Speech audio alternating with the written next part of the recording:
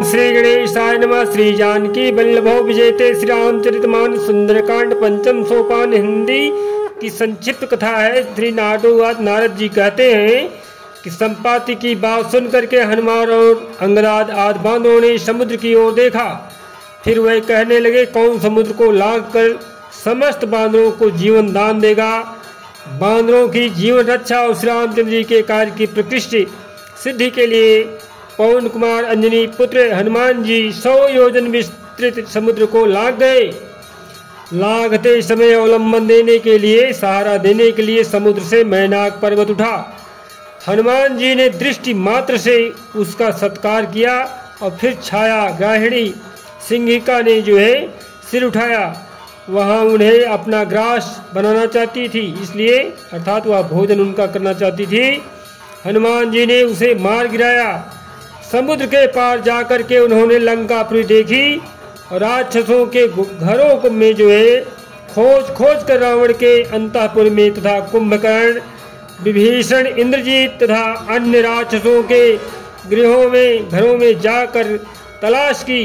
मद्यपान के स्थानों पर, मदिरापान के स्थानों पर आदि भी चक्कर लगाया गया चारों तरफ से, किंतु कहीं भी सीता उनकी दृष्टि में नहीं पड़ी। अर्थात हनुमान जी की दृष्टि में, निगाह में कहीं भी माता सीता दिखाई नहीं पड़ी।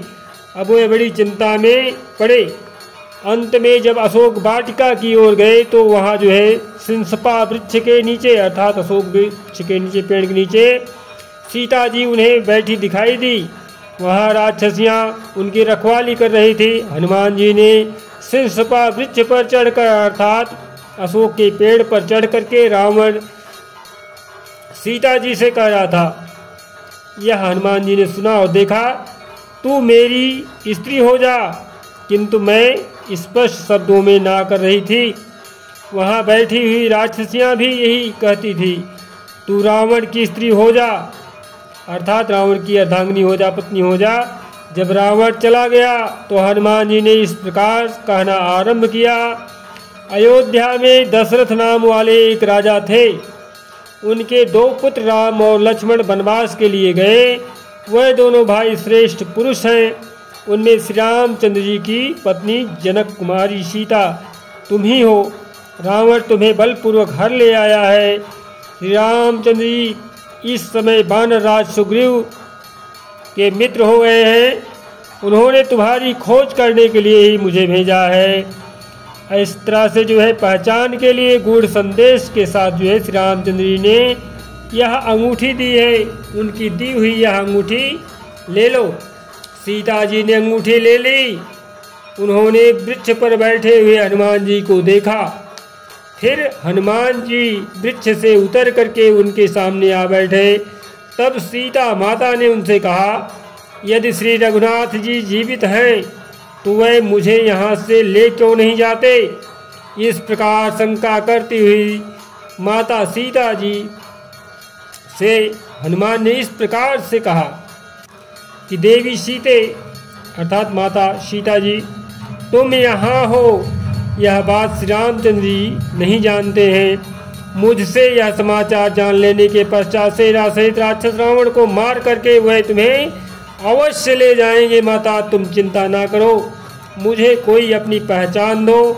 तब सीता जी ने हनुमान जी को अपनी चूड़ामणि उतार करके दे दी और कहा, भैया अब ऐसा उपाय करो जिससे श्री रघुनाथ जी शीघ्र आकर के मुझे यहाँ से ले चले। उन्हें कौवे की आँख नष्ट करने देने वाली घटना का स्मरण दिलाना। आज यहीं रहो, कल सवेरे चले जाना। तुम मेरा शोक दूर करने वाले हो। तुम्हारे आने से मेरा दुख बहुत कम हो गया।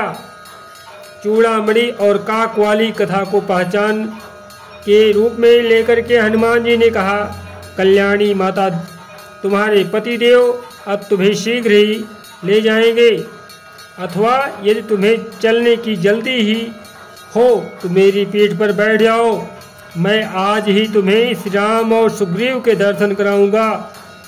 सीता बोली, नहीं, श्री रघुनाथ जी ही आकर मुझे ले जाएं। तदंतर हनुमान जी ने रावण से मिलने की युक्ति सोच ली। उन्होंने राक्षसों को मारकर उस वाटिका को उजाड़ डाला। फिर दांत और नख नाखूनों से आदि आयुधों से वहां आए हुए रावण के समस्त सेवकों को मार करके 7 मंत्री कुमारों तथा रावण पुत्र अक्षय कुमार को भी हनुमान जी ने मार करके यमलोक पहुंचा दिया। तत्पश्चात उसके बाद इंद्रजीत ने आकर के उन्हें नाग पांव से बांध लिया और उन वानर वीर को रावण के पास ले जाकर उससे मिलाया। उस समय रावण ने पूछा, तू कौन है? तब हनुमान जी ने रावण को उत्तर दिया, मैं श्री रामचंद्र जी का दूत हूँ।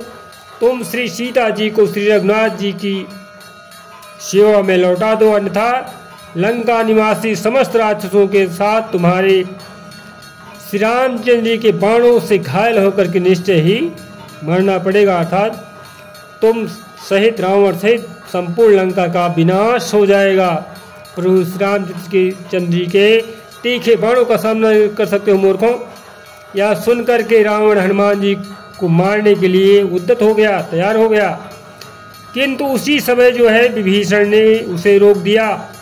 तब रावण ने उनकी पूंछ में आग लगवा दी, पूंछ जल उठी। यह देख पवन पुत्र हनुमान जी ने राक्षसों की पूरी लंका को जला डाला और सीता जी का पुनः दर्शन करके उन्हें प्रणाम किया। फिर समुद्र के पार आकर के अंगद आदि से कहा, मैंने माता सीता जी का दर्शन कर लिया है। उसके बाद अंगद आदि के साथ जो है सुग्रीव के मधुवन में आकर के जो है दधिमुख आदि राक्षसों आदि रक्षकों को परास्त करके ये कहने लगे कि मधुपान करने के अनंतर वह सब लोग जो है श्री रामचंद्र जी के पास आए और बोले, सीता जी का दर्शन हो गया।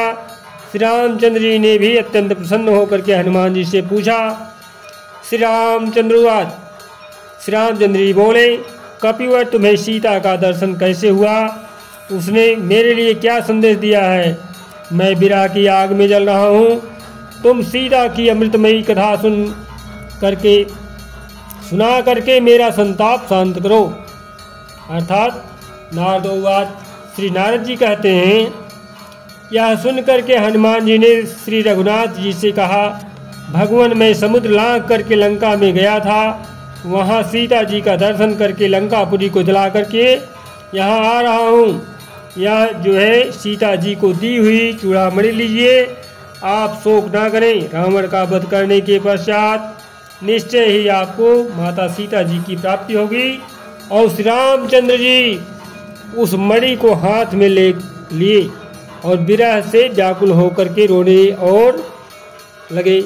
भाई रोने लगे, भगवान हैं लेकिन मनुष्य के रूप में आए हैं तो लीला करनी ही थी, इसलिए रोने लगे और बोले, इस मणि को देख करके ऐसा जान पड़ता था, चूड़ामणि को, मानो मैंने सीता को ही देख लिया है।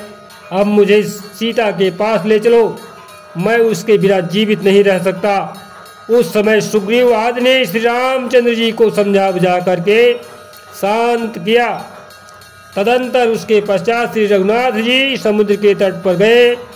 वहां उनसे विभीषण आकर के मिले। विभीषण के भाई दुरात्मा रावण ने उनका तिरस्कार किया। विभीषण ने इतना ही कहा था कि भैया आप सीता जी को प्रभु श्री रामचंद्र जी की सेवा में समर्पित कर दीजिए।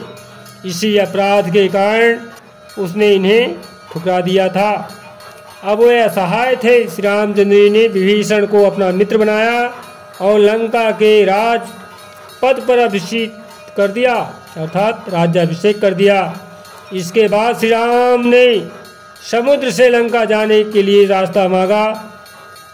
जब उसने मार्ग नहीं दिया तो उन्होंने बाणों से उससे बींध डाला।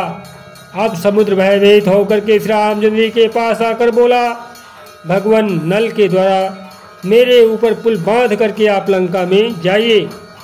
पूर्व काल में आप ही ने मुझे गहरा बनाया था। यह सुन करके श्री रामचंद्र जी ने नल के द्वारा वृक्ष और शिलाखंडों से एक पुल बंधवाया और उसी से वह बांधों सहित समुद्र के पार गए। वहां सुवेल पर्वत पर पड़ाव डालकर वहीं से उन्होंने लंकापुरी का निरीक्षण किया था। ओम श्री रामाय नमः, जानकी वल्लभाय नमः, श्री तुलसीदासाय नमः। ओम पवन पुत्र जय जय भगवान श्री रामचंद्र की जय।